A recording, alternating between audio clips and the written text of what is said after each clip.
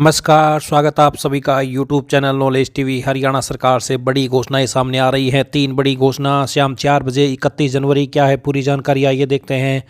हरियाणा की सबसे तेज़ सबसे सटीक जानकारी के लिए सब्सक्राइब भी जरूर कर लें। तो आइए देखते हैं 3 नई घोषणा, आदेश, निर्देश। पहली बड़ी घोषणा, कृषि गोदामों के लिए कम से कम 2 एकड़ क्षेत्र होगा अनिवार्य।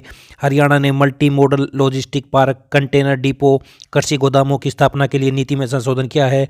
इसके तहत इंटीग्रेटेड इनलैंड कंटेनर डिपो की स्थापना के लिए न्यूनतम 20 एकड़ क्षेत्र आवश्यक होगा, जबकि वर्तमान में 50 एकड़ जगह का प्रावधान था।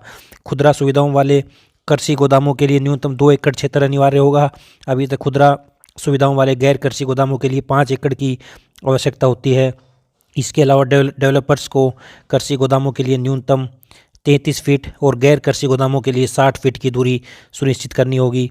कोल्ड चेन भंडारण सुविधाओं के लिए न्यूनतम 33 फीट दूरी की आवश्यकता होगी। बैठक में मंत्रिमंडल ने हरियाणा माननीय शव निपटान विधेयक 2024 को मंजूरी प्रदान कर दी। इसका मकसद किसी मृत शरीर का सभ्य और समय पर अंतिम संस्कार सुनिश्चित करना है। इस विधेयक के तहत यदि कोई व्यक्ति या संस्था शव को लेकर आंदोलन या विरोध प्रदर्शन करता है तो उसे 6 महीने से लेकर 5 साल तक की सजा देने का प्रावधान किया जाएगा।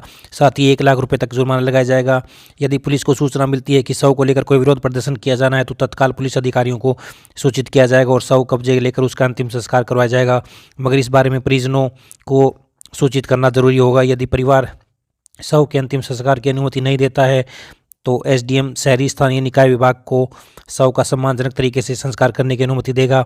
इसके अलावा यदि कोई परिवार शव को स्वीकार नहीं करता तो उसे किसी भी तरह की सजा का प्रावधान नहीं होगा। तो वहीं मंत्रिमंडल में विधेयक के तहत कोई भी व्यक्ति पंजीकरण प्रमाण पत्र प्राप्त किए बिना ट्रैवल एजेंट का कारोबार नहीं कर सकता। यदि कोई एजेंट लोगों को अवैध रूप से विदेश भेजता है, मानव तस्करी या जाली दस्तावेज का इस्तेमाल करता है तो उसके खिलाफ 10 साल तक कैद और 2 से 5 लाख रुपये तक के जुर्माना लगाया जा सकता है। वहीं अधिनियम के प्रावधानों का उल्लंघन करने या प्रतिबंधित उपकरणों का इस्तेमाल करने पर 7 साल तक की कैद और 2 से 5 लाख रुपए का जुर्माना हो सकता है। हर ट्रैवल एजेंट को प्राधिकरण में तय समय में आवश्यक दस्तावेजों और शुल्क के साथ पंजीकरण कराना होगा। पंजीकरण से पहले पुलिस सत्यापन करेगी। पंजीकरण की वैधता 3 साल के लिए होगी, जिसे निर्धारित प्रक्रियाओं के अनुसार रिन्यू भी करवाना होगा।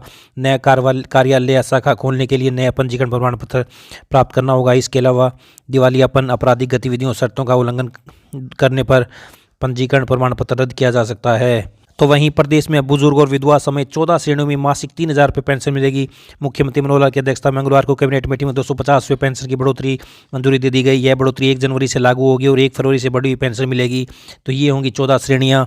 14 श्रेणियों में वृद्धावस्था सम्मान भत्ता, विधवा एवं निराश्रित महिलाओं को पेंशन, दिव्यांग पेंशन, लाडली सामाजिक सुरक्षा भत्ता, निराश्रित बच्चों को वित्तीय सहायता, हरियाणा के बोनों को भत्ता, हरियाणा के किन्नरों को भत्ता, स्कूल न जाने वाले दिव्यांग बच्चों को वित्तीय सहायता, कश्मीरी प्रवासियों को वित्तीय सहायता योजना, विधुर एवं अविवाहित व्यक्तियों को वित्तीय सहायता, चरण 3 और 4 कैंसर रोगियों के लिए वित्तीय सहायता, दुर्लभ बीमारियों से पीड़ित व्यक्तियों को वित्तीय सहायता आदि शामिल हैं। तो ये 14 श्रेणी आप देख सकते हैं। 250 पे बढ़ेगी बुजुर्ग पेंशन, अब 3,000 पे मिलेंगे। विधानसभा का बजट सत्र 2 चरण में 20 फरवरी से 6 मार्च तक। तो ये बड़ी घोषणा है। पल पल की जानकारी के लिए सब्सक्राइब भी जरूर कर लें। धन्यवाद।